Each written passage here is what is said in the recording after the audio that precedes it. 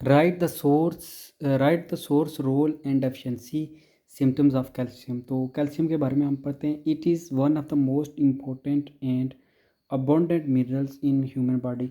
तो इंसान की बॉडी में मोस्ट इम्पोर्टेंट और अबंडेंट मिनरल है ये calcium. About 99% of the body, तकरीबन 99% of the body's calcium is stored in bone tissue. तो तकरीबन जितना हमारी बॉडी में है उसका 99% जो है वो बोन में पाया जाता है, बोन टिश्यू में।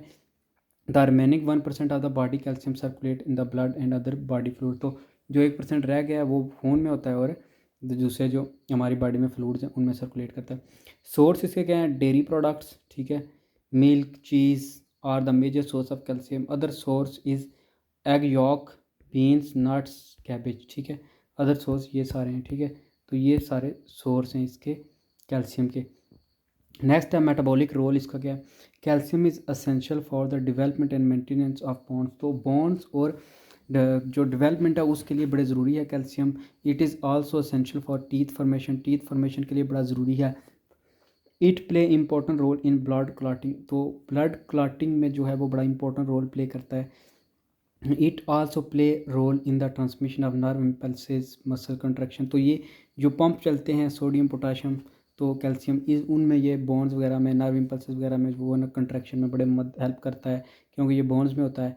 फिर ये need for activation for of several enzyme. तो बहुत से इंजाइम्स को ये कैल्शियम चाहिए होता है ताकि वो एक्टिवेशन एनर्जी के तौर पर, ताकि वो एक्टिवेशन स्टार्ट कर सकें, अपना काम शुरू कर सकें। आप इसकी डेफिशिएंसी के सिम्टम्स क्या हैं? Nails become brittle and skin becomes dry. तो स्किन ड्राई हो जाती है और नेल जो हैं वो ब्रिटल हो जाते हैं, ठीक है। देन है कि muscles cramps and eyes twitching occur.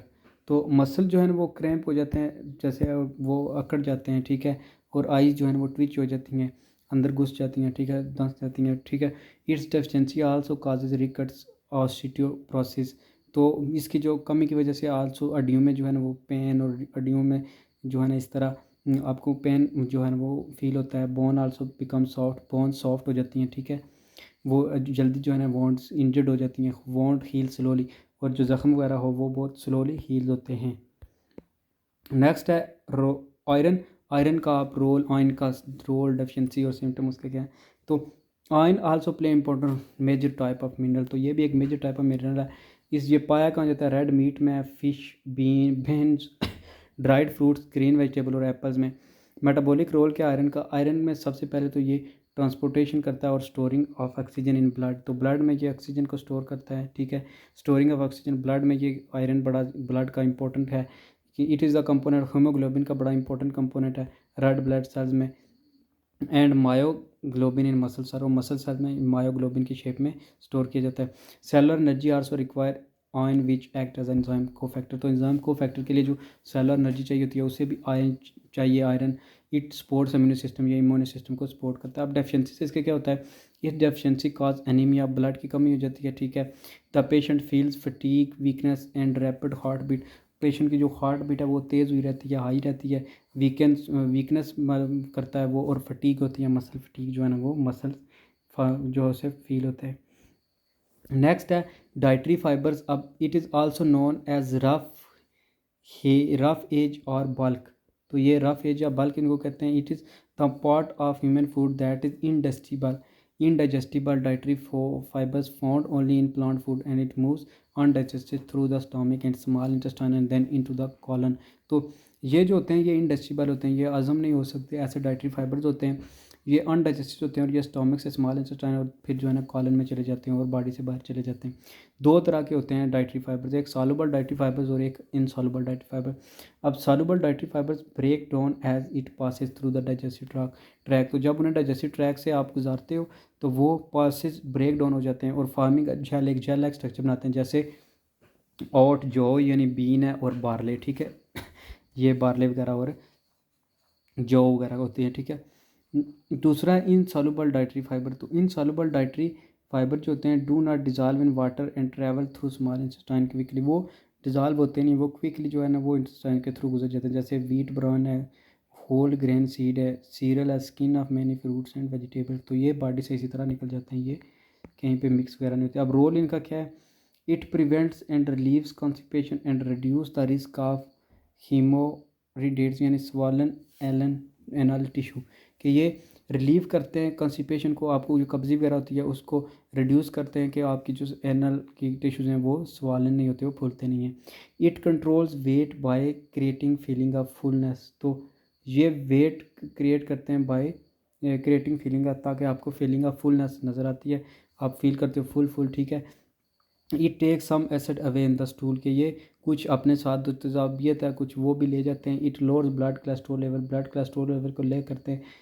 If it also lowers blood sugar level को भी लो करते हैं। Insoluble fibres minimise exposure to carcinogen, तो ये जो कार्सिनोजन जो कैंसर काजिंग एजेंट्स हैं उनका भी जो है ना वो मिनिमाइज करते हैं exposure. It also speed up the passage of food through the gut, ये गट से जो है ना पैसेज फूड आपका जो फूड का गुजरना है उसको स्पीड अप करते हैं। Increasing stool bulk and making stool softer and easier to pass, और स्टूल को जो है ना वो ईजियर और सॉफ्टर बनाते हैं ताकि वो पास हो सके। देन नेक्स्ट है right the importance of water, अब पानी की जो है ना इंपॉर्टेंस क्या है। Water is the most abundant substance in human body, तो हमारी बॉडी में अगर सबसे ज़्यादा कोई पाया जाता है तो वो वाटर है। Over body contains about 70% water, हमारे जिसम में तकरीबन 70% जो है ना वो वाटर होता है। सोर्स क्या है अब वाटर के, daily water intake such as natural water, milk, juice, तो पानी हम अब ले कैसे रहे हैं, नेचुरल वाटर जो पानी पीते हैं मिल्क या जूस से, फ्रूट और वेजिटेबल्स जो हमारे बॉडी में पानी जाता है वो होता है। वाटर, अब इंपॉर्टेंस ऑफ वाटर क्या है, वाटर को यूनिवर्सल सॉल्वेंट भी कहा जाता है क्योंकि ये हर चीज़ के साथ जो है ना मिक्स हो जाता है इजीली, शुगर सॉल्ट वगैरह को। हेल्प करता है transport of material across the cell membrane, के सेल के अंदर और बाहर जाने में चीज़ों को हेल्प करता है। Material are transported from root to leaves through water, तो वाटर में वाटर के थ्रू ही प्लांट्स में जो है ना रूट से लीव्स तक जो है ना वो वाटर जाता है। It provides hydrogen for making glucose during photosynthesis, तो ये हाइड्रोजन प्रोवाइड करता है ताकि ग्लूकोज बनाया जाए फोटोसिंथेसिस के दौरान, ठीक है। Water regulated body temperature, water जो है ना वो बॉडी टेम्परेचर को रेगुलेट करता है। It absorb and release heat very slowly, तो ये अब्जॉर्ब भी करता है और हीट को रिलीज भी करता है स्लोली, ठीक है, वाटर जो है। It helps removal of nitrogen wastes and toxic material from the body, water जो है ना हेल्प करता है जो आपकी बॉडी में वेस्ट मटेरियल वो यूरिन के थ्रू भी निकल जाते हैं, ठीक है। Water act as a reactant in many metabolic reaction, तो एज अ रिएक्टेंट जो है ना वो मैनी मेटाबॉलिक रिएक्शन में एक्ट करता है, हाइड्रोलाइसिस रिएक्शन जैसे टूटता है, ठीक है, हाइड्रोजन और ऑक्सीजन में। Water also act as lubricating medium है। It is the major part of mucus and other lubricating medium, तो म्यूकस और अदर लुब्रिकेटिंग मीडियम का ये मीडियम है। It is the major part of mucus and other lubricating fluids, और major part है mucus और जो दूसरे लुब्रिकेटिंग फ्लूइड है उनका।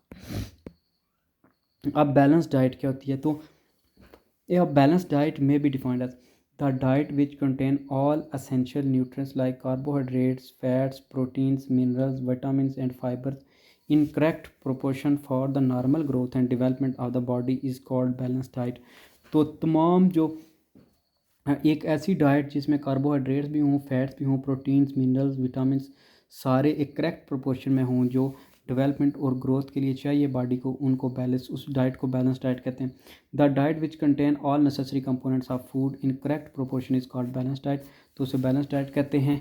अब इसकी एक्सप्लेनेशन देखते हैं। The balance diet is must for balance activity of life, तो बैलेंस एक्टिविटी ऑफ लाइफ के लिए बैलेंस डाइट होती है, such as growth, health, reproduction, तो हेल्थ रिप्रोडक्शन वगैरह के लिए जो है ना वो बैलेंस डाइट होती है। If any component is missing, अगर कोई एक कंपोनेंट मिसिंग हो then the body will suffer from many health abnormalities, तो अगर एक भी मिसिंग हो तो ज़िंदगी जो है ना आपकी बॉडी, आपकी जो हेल्थ है वो उसमें बहुत सी चीज़ें जो है ना अबनॉर्मल हो जाती हैं, जैसे किश्वर कोर, फिर मरासम्स, गाइटर, ये जो है ना ये सारे इस आयोडीन की कमी से गाइटर हो जाता है। फिर मेंटेन, तो बैलेंस डाइट जो है ना आपकी हेल्थ को मेंटेन रखती है। अब इसकी एग्जांपल क्या है, if there is not enough protein in over diet, अगर काफ़ी प्रोटीन ना हो हमारी डाइट में, we will not be able to grow properly, तो हम इस काबिल नहीं होंगे कि प्रॉपर्ली ग्रो कर सकें, and to repair over cell, और ना ही आप खुद को जो हमारे वॉन्ड वगैरह होंगे वो रिपेयर कर लेंगे, तो वॉन्ड विल नॉट हील प्रॉपर्ली, जो आपके ज़ख्म है वो प्रॉपर्ली हाल नहीं हील होंगे।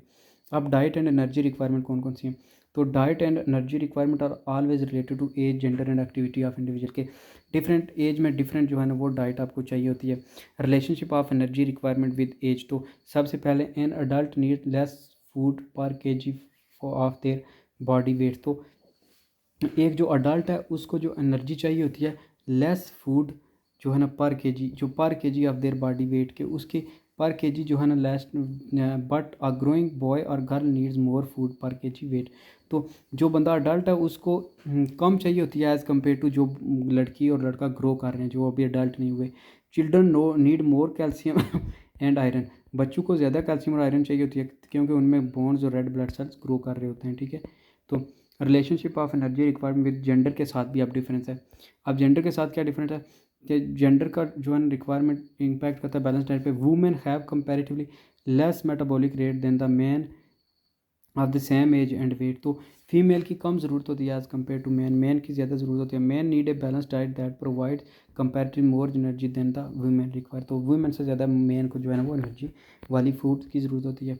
अब relationship of energy requirement with activity के साथ के जो लोग डिफरेंट काम करते हैं उनको क्या जो है ना चाहिए। People have different life style and varied nature of work. तो उनके डिफरेंट काम होते हैं, उस काम की डिफरेंट नेचर होती है। A man with sedentary habit does not require. तो जो मैन बैठा रहता है हर वक्त, जो बंदा, उसको इतनी एनर्जी नहीं चाहिए as who remains physically active for the most of the, बल्कि उसको ज़्यादा चाहिए होती है जो पूरा दिन फिजिकली काम करता रहता है। अब जो है ये टेबल बना हुआ है कि percentage of daily diet, male जो फ्री है, मेल जो एक्टिव है, फीमेल जो फ्री बैठी है यानी वो काम नहीं करती, वो फीमेल जो एक्टिव है। अब मेल जो एक्टिव है उसको चाहिए नॉर्मल जो है ना कार्बोहाइड्रेट 45 to 65% होना चाहिए डेली डाइट का। अब जो मेल कर रहा है, काम कर रहा है, जिसका वेट 80 किलो है, उसको चाहिए 264 to 382 ग्राम, जबकि जो मेल काम कर रहा है उसको चाहिए 344 to 500 ग्राम। इसी तरह फीमेल में जो है ना वो 250 to 310, और जो है ना ये जो फीमेल काम कर रही है उसको चाहिए 280 to 404, ठीक है। प्रोटीन इसी तरह 10 to 15% होनी चाहिए फूड डेली डाइट का, जबकि जो मेल काम नहीं करता, सेडेंटरी यानी आरामदेह माहौल में है, वो 58 to 88 ग्राम ले, जबकि जो मेल काम कर रहा है वो 76 to 115 ले। इस तरह जो फीमेल काम नहीं कर रही वो 48 to 72 ले, जबकि जो फीमेल काम कर रही है वो 62 to 93। जबकि फ़ैट जो है वो आपकी डेली फूड का होना चाहिए 20 to 35%। उसमें मेल जो काम नहीं कर रहे वो 54 to 95, जबकि मेल जो काम कर रहे हैं 70 to 123। इस तरह जो फीमेल काम नहीं कर रही वो 44 to 77, जबकि जो फीमेल काम कर रही हैं वो 57 to 100। तो ये इसमें डिफरेंस है, ये इसमें जो है ना वो सारा कुछ आता है।